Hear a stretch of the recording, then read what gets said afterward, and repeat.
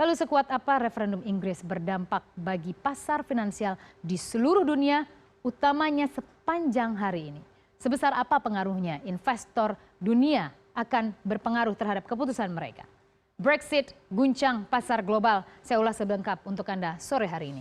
Kita lihat terlebih dahulu bahwa pemilihan ataupun referendum yang memberi kesempatan pada masyarakat Inggris untuk memilih keluar ataupun tetap berada di Uni Eropa. Kita lihat ini adalah hasil voting terakhir. Data terakhir menunjukkan yang diumumkan tadi langsung kita lihat pada pukul 1 waktu Indonesia Barat tepatnya kita lihat bahwa Brexit yang memilih Brexit hampir 52%.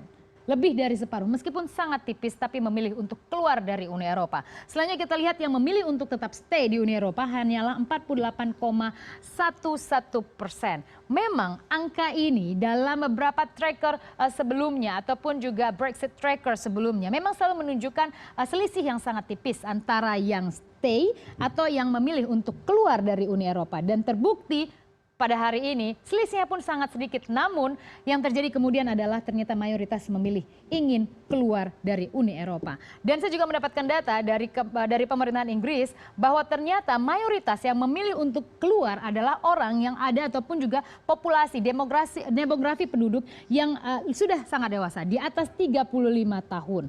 Sementara anak-anak yang mungkin usia produktif sehingga usia di bawah dari 35 tahun lebih banyak memilih untuk tetap remain ataupun tetap bertahan dengan Inggris. Ini akan berpengaruh karena siapa yang menikmati Inggris tanpa Uni Eropa mayoritas pasti adalah mereka yang usianya di bawah 35 tahun.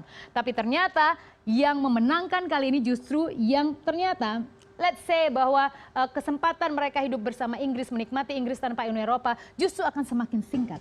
Tapi ternyata mereka yang memenangkan dan akhirnya memutuskan Inggris keluar dari Uni Eropa. Lalu dari hasil ini, kita lihat apa pengaruhnya. Kita sangat dekat sekali kita ke pound sterling. Pound sterling sepanjang sejarah sejak tahun 1985 ataupun lebih dari 3 dekade tidak pernah menyentuh level terendah. 1,3 per dolar Amerika. Angka yang sangat rendah. Dan bila saya mengingat apa yang dikatakan oleh George Soros, salah satu juga investor dia biasanya juga sangat senang memantau ataupun juga mencermati kejadian-kejadian seperti referendum ataupun krisis, dia juga memprediksi bahwa pound sterling bisa anjlok hingga 20 dan 50%. Dan pada hari ini terbukti memang bahwa pound sterling sudah anjlok menjadi 1,37 per dolar Amerika. Meskipun hari ini memang belum terlalu dalam 2%, tapi paling tidak ini menjadi salah satu warning. Banyak juga ekonom yang memprediksi bahwa hanya akan ada dampak jangka pendek pasca Brexit, tapi tidak ada yang pernah tahu. Sama seperti tidak terduganya hari ini ternyata Inggris memutuskan sesuatu yang sangat penting dalam perjalanan sejarah demokrasi mereka, yaitu keluar dari Uni Eropa. Meskipun itu selalu menjadi komoditas politik selama beberapa pemimpin dan David Cameron tampaknya menjanjikan untuk memberikan referendum akhirnya menjadi bumerang karena hari ini mayoritas memutuskan untuk hengkang dari Uni Eropa. Pound sterling juga menjadi salah satu yang terkoreksi dan yang perkasa hari ini adalah dolar Amerika Serikat. Dolar Amerika Serikat menjadi pelarian uang para investor global hari ini karena mereka sangat berhati-hati untuk menggunakan ataupun mengalirkan uang mereka. Lalu kita ke slide selanjutnya untuk melihat apa yang berpengaruh negatif. Ini adalah beberapa yang terpengaruh sangat signifikan. Komoditas, kita lihat untuk minyak West Texas Intermediate anjlok hampir 4% turunnya. Dan kita lihat bagaimana Brent juga sama, hampir 4%. Tembaga juga sama, hampir 2%. Seluruh komoditas hari ini anjlok kecuali emas. Saya akan ke sana. Ini adalah jadi sederhananya ketika ketidakpastian global seperti saat ini referendum Inggris menantikan harap-harap cemas Inggris keluar atau tidak ataupun pasca diumumkan kemana uang investor ataupun dana global mengalir, ini jawabannya. Tidak jauh-jauh. Setiap ada krisis, setiap ada kejadian penting seperti referendum ataupun ketidakpastian pasar, ini akan menjadi safe haven. Ini adalah instrumen pilihan investor. Kita lihat apa saja. Emas yang pertama.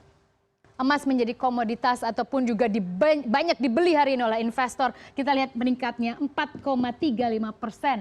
in a day dan menyentuh level 1.300 dolar Amerika per troy ounce. Kesana uang itu mengalir sepanjang hari ini. Lalu kemana lagi? Ke obligasi Amerika Serikat. Surat utang Amerika Serikat yieldnya mencatatkan penurunan yang artinya berbanding terbalik yield itu biasanya. Ketika yield mengalami penurunan artinya ada banyak peminat di sana.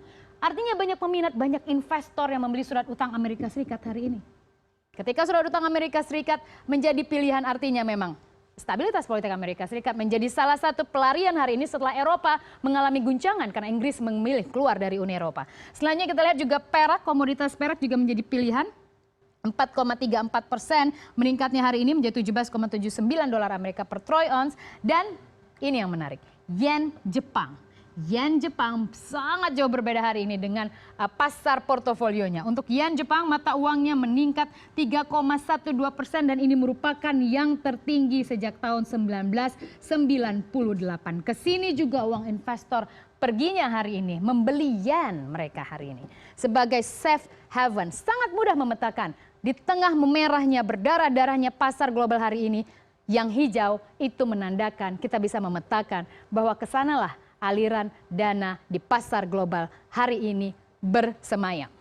Dan kita lihat ini adalah pilihan-pilihannya dan jangan lupa juga kita lihat ini dolar Amerika salah satu lagi yang juga menjadi pilihan investor untuk menjadi pelarian uang mereka. Lalu kita lihat sudah selesai. Ini menjadi salah satu momentum penting tidak hanya bagi Uni Eropa tapi juga bagi Indonesia. Karena kita sudah mendapatkan banyak komitmen investasi ketika Presiden Jokowi bertemu dengan David Cameron.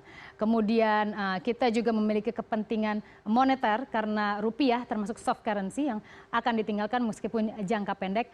Tapi selain itu, bila berkaca pada apa yang sedang kita lakukan saat ini, Asian Economic Community merupakan salah satu kekuatan ekonomi di kawasan regional. Ternyata momentum ini bisa menjadi presiden buruk. Bagaimana sebuah negara memilih untuk maju sendiri, tidak bersekutu dengan kawasan regionalnya, dan tentunya jangan sampai ini menjadi sebuah refleksi, sebuah motivasi akan ditiru oleh negara-negara di kawasan regional lainnya. Tidak hanya Eropa, Asia Pasifik, Asia Tenggara salah satunya.